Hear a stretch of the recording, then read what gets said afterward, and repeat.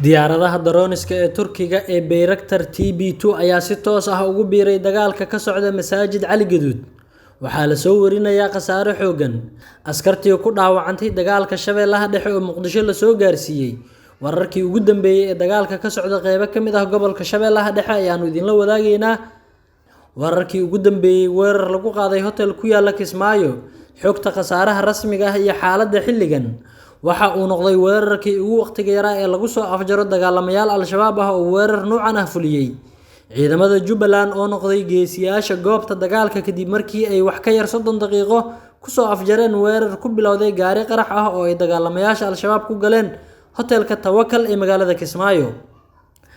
Dhacdo cajiib ah oo laga soo warinayo gobolka Hiiraan. Gaari dameer ayaa qarax lagu soo xiray balse ciidamada ammaanka iyo kuwa deegaanka ayaa fashiliyay. Waa qaraxii saddexaad ee lagu fashiliyo gobolka Hiiraan gaar ahaan nawaaxiga Beledweyne tan iyo markii ay dhaceen qaraxyadii isxigxigay ee xerada Lamagalaay. Reer Hiiraan iyo ciidamadooda ayaa gaashaanbuur xooggan sameystay iyagoo foojignaan dheeri ah la yimid. Haddii aad nagu cusub tahay nagu soo biir oo muuqaalka like sar una share garay saaxiibada si uu dad badan u gaaro mahadsanid. Waa hagaag ugu horeyntii haddii aynu ku bilowno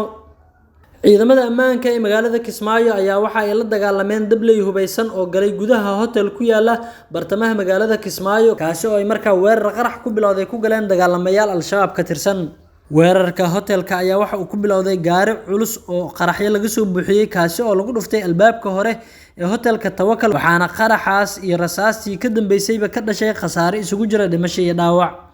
Inta la xaqiijiyay 15 ruux oo dhaawac ah ayaa la geeyay isbitaalka guud ee magaalada Kismaayo waxaana jira dhimasho ka dhalatay weerarka inkastoo aan si rasmi ah loo xaqiijinin. Hotelka uu weerarka ka dhacay ayaa waxa uu ku yaalaa wadada aadada kadib magaalada Kismaayo waxaana wadadaas isticmaalaya xilliga qaraxa uu ka dhacay dad badan oo ay arday u badan yihiin kuwaasi oo ka soo laabtay iskuulada. Hotelka Tawakal waxa uu ka mid yahay hoteelada caanka ah ee ammaankoodu aadka loo adkeeyay ee ku yaala magaalada Kismaayo waxaana sida aan xogta ku helnay hotelkaasi degan siyaasiyiin iyo odayaal dhaqameedyo ka qayb qaatay dhismaha maamul goboleedka Jubbaland iyo dowladda federaalka. Hotelka maanta la weeraray ayaa waxa uu u dhow yahay hotelka Cascasay oo sidoo kale dagaalamayaal ka tirsan ururka Al-Shabaab ay sanadkii 2019 weerareen waxaana halkaasi ku geeriyooday dad tiro badan oo ka tirsan maamulka Jubbaland iyo samafalayaal iyo wariyaal caan ah. Kooxda Al-Shabaab ayaa waxa ay sheegteen mas'uuliyadda weerarka lagu qaaday hotelka Tawakal ee magaalada Kismaayo waxaana ay sheegeen in dagaalamayaal ka tirsan ururkooda ay gudaha u galeen hotelka iyaga oo halkaasi toogasho ka sameeyay. Qarax ayaa ka dhacay hotelka Tawakal waxaana la maqlayay rasaas xilligii hore ayuu yiri Kabtan Nuur Maxamed oo ka tirsan booliska magaalada Kismaayo kaasi oo la hadlay wakaaladda wararka ee Reuters.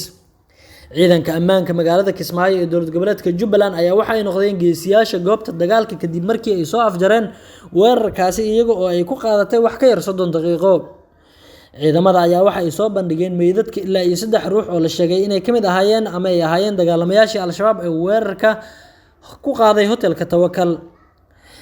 Ururka Al-Shabaab dagaalamayaashooda ayaa waxa looga bartay in marka weerar noocan oo kale ah ay fuliyaan ay in muddo ah ka dagaalamaan iyadoo ciidamadu ay ku adkaan jirtay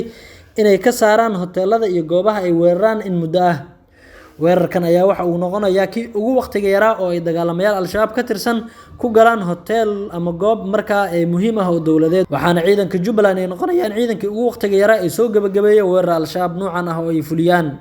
Ciidanka ammaanka dowladda federaalka ah ee Soomaaliya ayaa waxa ay fashiliyeen weerar qarax ah oo ay soo maleegeen dagaalamayaasha ururka Al-Shabaab kaasi oo lala damacsanaa fariisin ciidanka xoogga dalka iyo kuwa deegaanka ay ku leeyihiin duleedka magaalada Beledweyne. Wararka aanu helayna ayaa waxa ay sheegayaan in ciidamada ay gacanta ku dhigeen gaari dameer lagu soo raray waxyaabaha qaraxa kaasi oo ku wajahnaa dhinaca magaalada Beledweyne. Saraakiisha ciidanka ammaanka ayaa waxa ay sheegeen in ay heleen xogta gaari dameerkan isla markaana ay ka hortageen kadib howlgal ay ka sameeyeen duleedka magaalada Beledweyne ee xarunta gobolka Hiiraan. Wararka ayaa waxa ay intaasi ku darayaan in ciidamada ammaanka iyo xubno ka tirsan kooxda Al-Shabaab uu waday gaari dameerka qaraxa ay ku dagaalameen halkaasi waxaana la soo wariyay in dagaalamayaasha Al-Shabaab ee gaari dameerka qaraxa la socday ay goobta ka carareen kadib markii ciidanka ay xogtooda heleen. Ciidamada ammaanka ayaa waxa ay sameeyeen baaritaano dheeraad ah iyagoo ugu dambeyntii kala furfuray qaraxyadii lagu soo raray gaari dameerka. magaalada Beledweyne ayaa xudun u ah howlgallada ka socda gobolka Hiiraan waxaana maalmihii la soo dhaafay ka dhacay weeraro qaraxyo ah oo ay al-shabaab soo maleegeen waxaana ugu dambeeyay 3 qarax oo isxigxigay kuwaas oo lagu weeraray xarunta Lamagalaay oo ay ku taalo madaxtooyada dowlad goboleedka Hirshabeelle xarunta gobolka Hiiraan iyo sidoo kale maamulka degmada oo ay ku wada shaqeeyaan halkaasi xaaladda gobolka Hiiraan ayaa xilligan ah mid aad u degan waxaana ciidamada dowladda iyo dadka deegaanka iskaashanaya ay sameynayaan howlgallo gaafmeer ah iyagoo amniga xaqiijinaya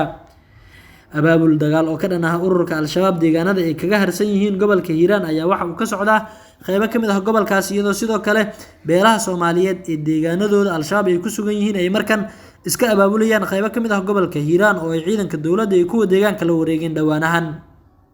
wararka naga soo gaaraya gobolka Shabeellaha Dhexe ayaa sheegaya in diyaaradaha dagaalka dowladda Turkiga ay duqeymo xoogan ku garaaceen deegaanka Masaajid Cali Gaduud ee gobolka Shabeellaha Dhexe kadib markii ay halkaas shalay ku dagaalameen ciidamada dowladda oo garab ka helaya kuwa deegaanka iyo dhaqdhaqaaqa al-shabaab ila wareedyo lagu kalsoonaan karo oo dhanka ammaanka ah ayaa waxay inoo xaqiijiyeen in duqeynta oo ahayd mid aad u culus lagu beegsaday aagaga ay ku sugan yihiin xoogag hubeysan oo ka tirsan kooxda al-shabaab kuwaasi oo iska caabin iyo dagaal kala hortagay ciidanka dowladda iyo kuwa deegaanka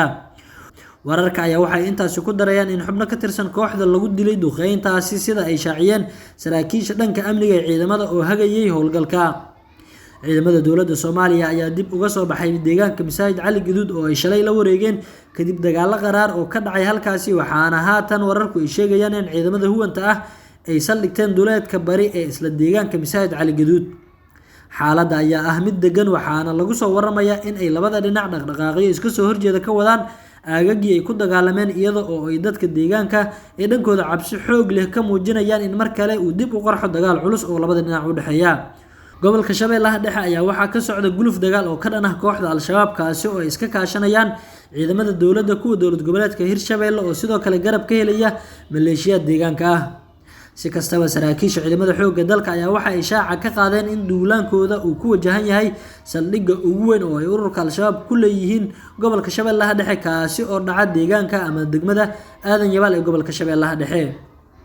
saraakiisha ciidamada hogaaminaysa oo ay ku jiraan mas'uuliyiin sarsare ayaa waxay sheegeen inaysan dib u soo laaban doonin inta ay hadafkooda ka dhabeynayaan dhanka kalena isla wararka gobolka Shabeellaha Dhexe waxaa maanta magaalada Muqdisho ee caasimadda Soomaaliya la soo gaarsiiyay dadkii ku dhaawacmay dagaaladii cuslaa ee ka dhacay gobolka Shabeellaha Dhexe gaar ahaan deegaanka Masaajid Cali Gaduud dadka dhaawacyada ah ee la keenay Muqdisho ayaa waxay isugu jiraan askar iyo dad shacab ah waxaana la geeyay isbitaalka xoogga dalka oo haatan lagu dabiibay xaaladooda caafimaad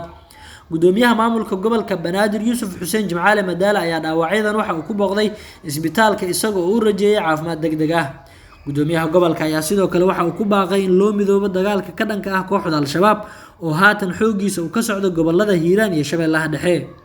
saraakiisha ciidamada dowladda ee howlgalkan hogaaminaya ayaa waxa ay wacad ku mareen inaysan soo laaban doonin ilaa ay ka dhabeeyaan hadafyadooda iyaga oo markaa ballan qaaday in dhiiga dadka ama askarta ku dhaawacantay iyo kuwa ku dhintay uusan noqon doonin mid meel cidlaha ku qubtay wararkii ugu dambeeyay oo aad xilligan kala socoteen baraheena internetka sida YouTube iyo Facebook xilligan waa naga inta haddii aad nagu cusub tahay nagu soo biir muuqaalka like sar una share garay saaxiibada si uu dad badan u gaaro mahadsanid